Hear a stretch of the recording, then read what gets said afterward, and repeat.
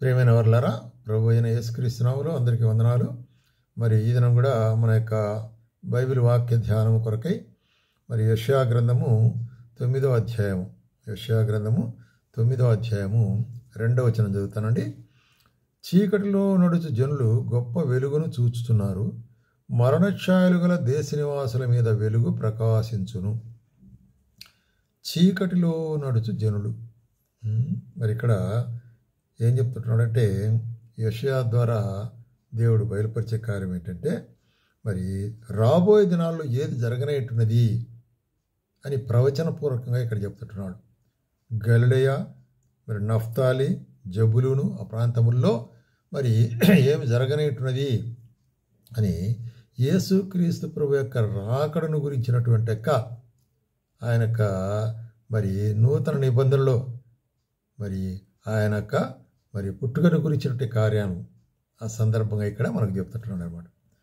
Purpose, ఉద్దేశం ఏంటంటే, చీకటిలో నడుచు జనులు గొప్ప వెలుగును చూచుదురు. కాబట్టి ఇది భౌతికమైన చీకటి కాదు, ఆత్మీయమైన చీకటి.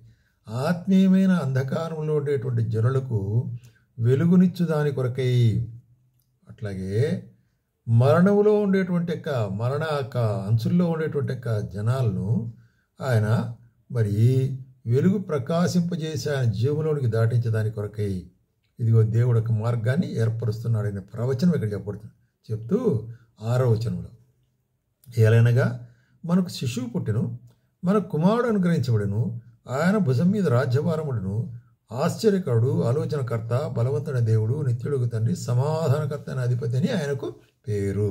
కాబట్టి ఎవరు ఈ చీకటిలో నుంచి వెలుగులోనికి నడిపించేవాడు, ఎవరు మరణఛాయల్లో నుంచి వెలుగులోనికి జీవంలోనికి నడిపించేవాడు అంటే ఇక్కడ ఆ శిశువు, మనకు ఒక శిశువు పుట్టాడు.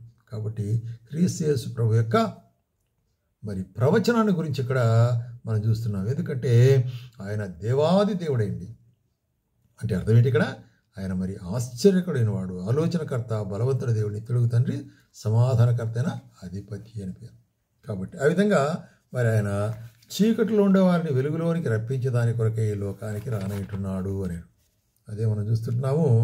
మరి గమనించినట్లయితే చూడండి, మనం దాని తర్వాత మనం గమనించినట్లయితే ఏం చూస్తున్నామంటే, మీకా గ్రంథములో ఒక మాట చెప్పబడుతుంటుంది.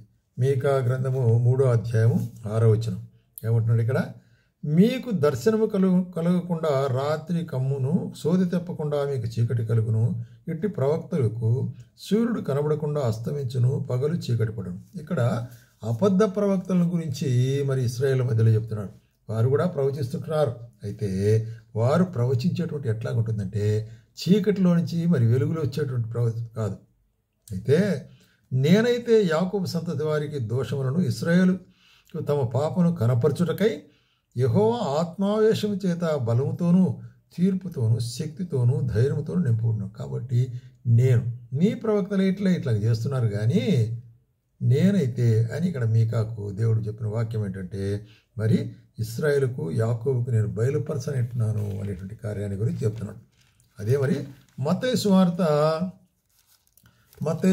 6వ అధ్యాయంలో మనం గమనిస్తాం. ఇక్కడ మత్తయి సువార్త 6వ అధ్యాయము 23వ వచనంలో ఏమంటున్నాడు ఇక్కడంటే, చూడండి మరి 6వ అధ్యాయం 23వ వచనం, రైట్, ఇవన్నీ 23 నీ కన్ను చెడినదైతే నీ దేహమంతయు చీకటిమయముండును. నీ కన్ను మరి చెడినదైతే దేహమంతా చీకటిగా ఉంటుంది. కళ్ళు మరి లేకపోతే ఎట్లా ఉంటుంది? చీకటిమయం. అట్లాగే మరి మన కన్నులో ఉండేటువంటి దూరం ఎంచకుండా ఎదుటివాని కన్నులో ఉండేటువంటి నలుసు నేర్చడం అట్లాగే ఉంటుంది అంటాడు. కాబట్టి మనము కన్ను తెరవబడిన కన్నుగా ఉండాలి కదా. తెరవబడిన కన్ను, చెడిపోయిన కన్ను కాదు. అది చీకటిలో చూసేటువంటి కన్ను కాదు, వెలుగును చూసేటువంటి కన్నుగా ఉండాలని యేసు అక్కడ చెప్తున్నాడు. అందుకొరకే ఆయన ఏమంటాడంటే, యోహాను సువార్త 1వ అధ్యాయము 5వ వచనంలో మాట చెప్తాను. ఇక్కడ మరి ఆయనలో జీవం ఉండెను, జీవం మనుషులకు వెలుగై ఉండెను, ఆ వెలుగు చీకటిలో ప్రకాశించున్నది కానీ చీకటి దాన్ని గ్రహింపకుండెను. అది పరిస్థితి. యేసుక్రీస్తు ప్రభు మరి ఈ లోకానికి రావలసిన ఉద్దేశము, అవసరం ఏంటంటే, ఆయన ఈ లోకంలోనికి వచ్చినాడు కానీ లోకం ఆయన్ను ఎరగలేదు. ఆయన వెలుగుగా ఉంటున్నాడు కానీ అయితే ఆ వెలుగును వారు గమనించలేకపోయినారు. ఆయనలో జీవం ఉంది కానీ ఆ జీవాన్ని మనుషులు అంగీకరించలేకపోయినాడు. ఆయన జీవంగా ఉంటున్నాడు, వెలుగుగా ఉంటున్నాడు, అయితే దాన్ని మనుషులు గ్రహించలేకుండా ఉంటున్నారు. ఎందుకంటే వారు చీకటిలో ఉంటున్నారు. కాబట్టి ఆత్మీయమైనటువంటి చీకటి అనేటువంటిది దైవికమైనటువంటి వెలుగును గమనించలేనటువంటి స్థితిలో ఉంటుంది అనేది మనం జ్ఞాపకం చేసుకోవాలి. అదే 3వ అధ్యాయంలో కూడా 19వ వచనంలో ఏమంటాడు ఇక్కడ? 3వ అధ్యాయం 19వ వచనంలో రైట్, వెలుగు లోకములోనికి వచ్చను గాని తమ క్రియలు చెడ్డవైనందున మనుషులు వెలుగును ప్రేమింపక చీకటిని ప్రేమించిరి. కాబట్టి వెలుగు చీకటి, చీకటి అనేటువంటిది దుష్కార్యములు, దుష్టకార్యములు, పాపకార్యములు, పాపక్రియల సంబంధం. వెలుగు అంటే అది నీతి కార్యములు మరి దైవిక కార్యములకు సంబంధం. ఇప్పుడు ఎందుకు యొక్క మరి లోకమును మరి చీకటినే ప్రేమిస్తుందంటే లోకంలో ఉండేదంతా కూడా చూసినట్లయితే పాపము, పాపక్రియలు, నేత్రాశ, శరీరాశ, జీవపడము అనేటువంటి ఒక పాపంతో మరి సాతానుడు లోకంలో వారికి అంధకారం కలిగజేసినాడు. అయితే ఎప్పుడైతే అంధకారం అంటే ఆ పొర తొలగిపోతుందో యేసుక్రీస్తు ప్రభువులో మనకు ఏం దొరుకుతుంది? అక్కడ చూసినట్లయితే వెలుగు ప్రకాశిస్తుంది. కాబట్టి ఏ వెలుగు అయితే యెషయా గ్రంథంలో మరి అక్కడ వాగ్దానం చేసినాడు, ఆ వెలుగు యేసుక్రీస్తు ద్వారా ప్రకాశింపజేసే దాని కొరకే లోకానికి ఆయన వచ్చినాడు అనేటి కార్యం చూస్తున్నాం కదా. అది కొరకే అపోస్తలుడైన పౌలు కూడా ఈ మాట ఏమంటున్నాడంటే రోమీయులకు రాసిన పత్రిక 13వ అధ్యాయంలో రోమీయులకు 13:12 ఏం చెప్తున్నాడు ఇక్కడ చూడండి, రాత్రి చాలా గడిచి పగలు మీకు సమీపంగా ఉన్నది కనుక మనం అంధకార క్రియలను విసర్జించి తేజస్ సంబంధమైన యుద్ధోపకరణలు ధరించుకుందాం.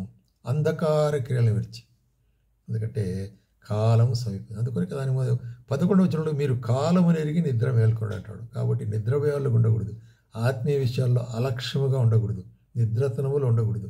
ఎందుకంటే మనము మరి ఆయన ద్వారా జీవింపజేయబడిన వారం కాబట్టి ఆయన పిల్లలుగా మనం ఎట్లా ఉండాలా? మరి పగలు సమీపం ఉంటుంది కాబట్టి అంధకార్యాలను వదిలిపెట్టి తేజస్ సంబంధమైన యుద్ధోపకరణలు, ఆత్మ సంబంధమైన యుద్ధోపకరణలను మనం ధరించుకుని అనుకుంటున్నాము. ఎందుకంటే సాతానుతో మనం పోరాడవలసిన అనుకుంటున్నాము. కాబట్టి మరి ఈ వెలుగును మీరు పొందవలసిన వారు అంటున్నాడు. అదే కదా మరి తెస్సలోనికీయులకు రాసేటప్పుడు కూడా 1 తెస్సలోనికీయులకు మరి 5:8 ఏమంటాడు ఇక్కడ చూసినట్లయితే 5:8 ఇక్కడ చూస్తున్నాము, మనము పగటివారమై ఉన్నాము గనుక మత్తులమై ఉండక విశ్వాస ప్రేమను కవచమును రక్షణ నిరీక్షణను శిరస్త్రాణమును ధరించుకుందాము. కాబట్టి పగటివారం మనం వెలుగులో ఉండేవారం, వెలుగును పొందిన వారం కదా, వెలుగులో ఉండేవారం, వెలుగు పొందిన వారం. కాబట్టి మనము వెలుగునే మనం ధరించుకుని వస్తానుకుంటున్నాం. ఇట్లాగా మరి ఆత్మీయమైన వెలుగు ప్రకాశించడం అనేటువంటి ఒక ఉదాహరణగా ఇప్పుడు మనం పౌలు గారి యొక్క జీవితం మనం చూసినట్లయితే అపోస్తలుడైన పౌలు మరి అపోస్తల కార్యం 9వ అధ్యాయంలో మరి ఆయన యేసుక్రీస్తును విశ్వసించిన శిష్యులను బంధించడానికి పోతున్నాడు దమస్కు. శిష్యులను ద్వేషించిన అడుగుంటాడు, యేసుప్రభువును ద్వేషించిన అడుగుంటాడు. అయితే మరి 3వ వచనంలో చూస్తున్నట్టే పట్టపగులే ఆయన ప్రయాణం చేయొచ్చు దమస్కు దగ్గరికి వచ్చినప్పుడు అకస్మాత్తుగా ఆకాశం నుండి వెలుగు కలిగను. That's all. ఆ విధంగా ఆయనకు వెలుగు ఎప్పుడైతే కలిగిందో ఆయన మరి కనులు తెరవబడి. కాబట్టి ప్రేమైన సోదరి, మనం మనోనేత్రాలు తెరవబడినప్పుడు మనము నిత్య జీవం కొరకైనట్లే దైవికమైనటువంటి లేక ఆత్మీయమైనటువంటి కార్యాలు మనం చూడగలం. అందుకొరకే మీ మనోనేత్రాలు తెరవబడాలని నేను ప్రార్థన చేస్తున్నాను అంటాడు ఎఫెసీయులకు రాసిన పత్రికలో మనం చూసినట్లయితే అపోస్తలుడైన పౌలు. కాబట్టి ప్రియమైన సోదరి, మనం ఆయన వాక్యం చదివినప్పుడు ఆయన వెలుగు మన హృదయంలో ప్రకాశింపజేసి మనోనేత్రాలు తెరువజేయనప్పుడు మనము ఆయన వాక్యాన్ని, ఆయన యొక్క మరి కార్యములను, పరలోక కార్యముల యొక్క ఉద్దేశాన్ని మనం చక్కగా అర్థం చేసుకోగలం. కాబట్టి ఏమి చూస్తున్నాం అక్కడ? వెలుగు ప్రకాశించేదాని కొరకై ఏమంటున్నాడంటే చీకటిలో కూర్చున్న వారు వెలుగును చూడాలి. కాబట్టి చీకటిలో అంటే పనికిరాదు. వెలుగును మనం చూడవలసిన వారు అనుకుంటున్నాం, వెలుగులో మనము ప్రవేశింపవలసిన వారు అనుకుంటున్నాం, వెలుగులో మనం నడుచుకునవలసిన వారు అనుకుంటున్నాం. అప్పుడే దేవుడు మనతో కూడా ఆ యొక్క నిత్య వెలుగులో నిత్య మహిమలోనికి మనలను నడిపించేవాడు అనుకుంటున్నాడు. ప్రభావ విధంగా చేయటం మనకు సహాయం చేయనుగాక.